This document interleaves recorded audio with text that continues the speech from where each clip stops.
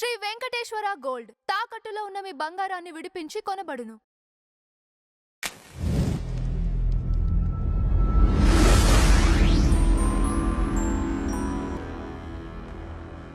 నమస్కారం నాగార్జున గారు. నమస్తే అంజీ గారు. ఆంధ్రప్రదేశ్కి ఇప్పుడు 2 విషయాలండి. ఒకటి అమరావతి, 2 పోలవరం. ఇవి 2 పూర్తయితే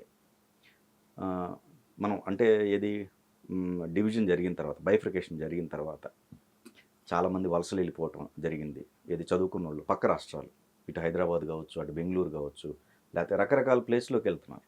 వాళ్ళది ఆ వలసల తగ్గుద్ది. ఇంకోటి సాగునీటి విషయంలో, ఇరిగేషన్కి సంబంధించిన వాటిలో ఎప్పటి నుంచో రకరకాల డేట్లు చెప్పారు వాళ్ళు. మీరు ప్రీవియస్ గమనించినట్టయితే పర్సంటేజ్ దగ్గర, నా కామెంట్ల దగ్గర నుంచి ఇద్దరు మినిస్టర్స్ రకరకాల డేట్లు మార్చారు. కానీ రీసెంట్గా మీరు చంద్రబాబు నాయుడు గారి ప్రెస్ మీట్లో ఒకటి చెప్పారు. ఆయన 27 ఏది పోలవరం జాతికి అంకితం చేయబోతున్నాం అనే స్టేట్మెంట్ ఇచ్చారు. దానిపైన మీ అభిప్రాయం? పని చేసేవాడికి మాటలు చెప్పేవాడికి ఉండే తేడా అది.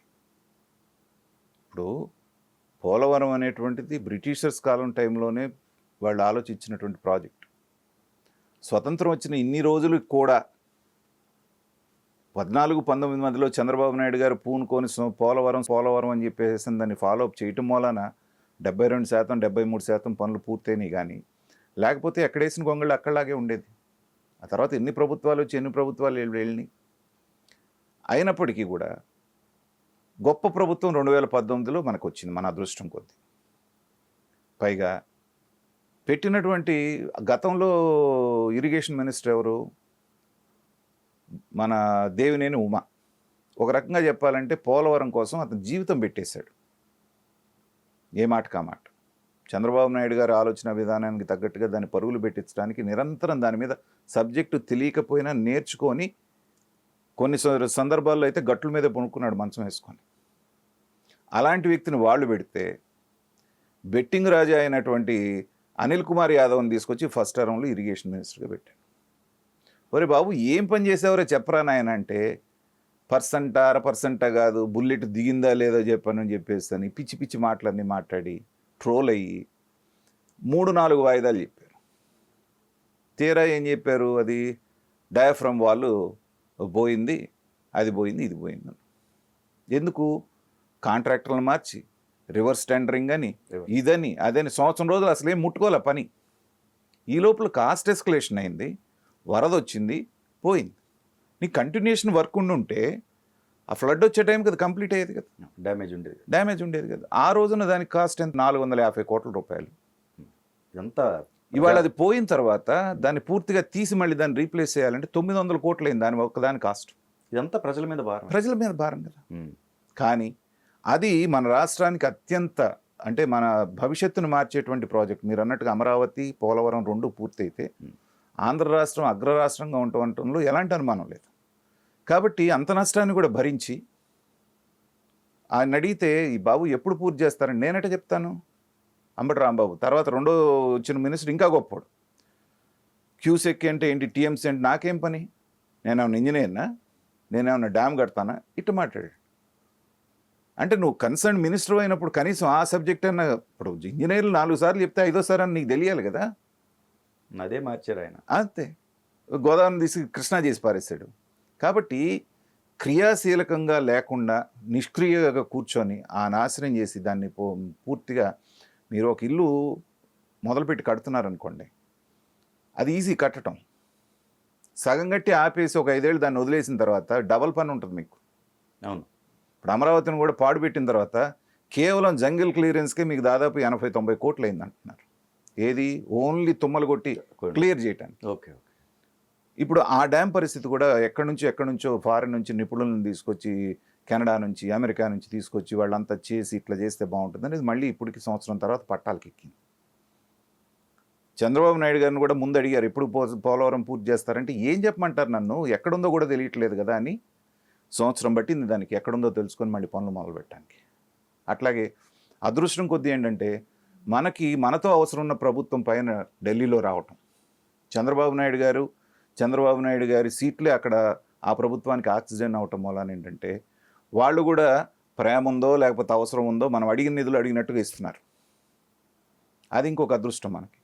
కాబట్టి ఖచ్చితంగా అనుభవం ఉన్నవాడికి అనుభవం లేనటువంటి వాడికి ఉండే తేడా అది. చంద్రబాబు నాయుడు గారి కళ ఏంటంటే దాన్ని తీసుకొచ్చి పోలవరం పూర్తయిన తర్వాత దాన్ని కృష్ణాని అనుసంధానం చేసి డెల్టాకి కావాల్సింది మొత్తం ఈ నీరు వాడేస్తే, నిన్నెవడో తెలంగాణ వాడొకడో తెలంగాణ ఇంజనీర్ అంట విషం కక్కుతూ చంద్రబాబు నాయుడు గోదావరి నీళ్లు తీసుకెళ్ళి అక్కడ దీంట్లో రాయలసీమలో గలపోతున్నాడు గోదావరి నీళ్ళని. కనీస అవగాహన లేదు. అతను అంటుంది ఏంటి, ఈ నీళ్లు గనక ఈ ఆయకట్టుకి వచ్చేస్తే కృష్ణా గోదావరిని గనక అనుసంధానం చేస్తే ఆల్రెడీ అయింది.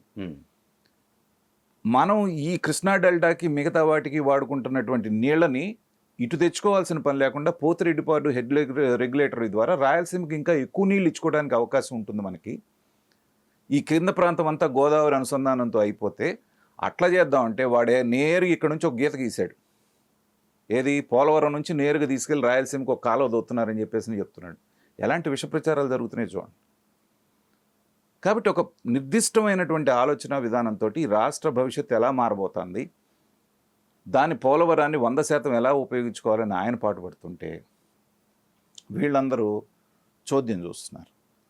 కాబట్టి 2024 ఎలక్షన్స్ అనేటువంటివి చరిత్రలో నిలిచిపోయేటువంటి ఎలక్షన్స్. మీరు చూడండి, 2024లో ఓటర్లు ఏమాత్రం ఏమరపాటుగా ఉండి జగన్మోహన్ రెడ్డి గారిని తెచ్చుకొని ఉంటే ఈ రాష్ట్రం గురించి పూర్తిగా అసలు మిగతా భారతదేశ పటంలో నుంచి దీన్ని మర్చిపోయేవాళ్ళు. బీహార్ కంటే అట్టడుగు స్థానానికి వెళ్ళిపోయేవాళ్ళు. 24లో మళ్ళీ విఘ్నత ప్రదర్శించి అనుభవజ్ఞుడైన చంద్రబాబు నాయుడు గారిని తెచ్చుకోవటం, తర్వాత లోకేష్ కూడా రాటు తేలటం, సబ్జెక్ట్ మీద అవగాహన, తర్వాత బలంగా పవన్ కళ్యాణ్ నిలబడటం.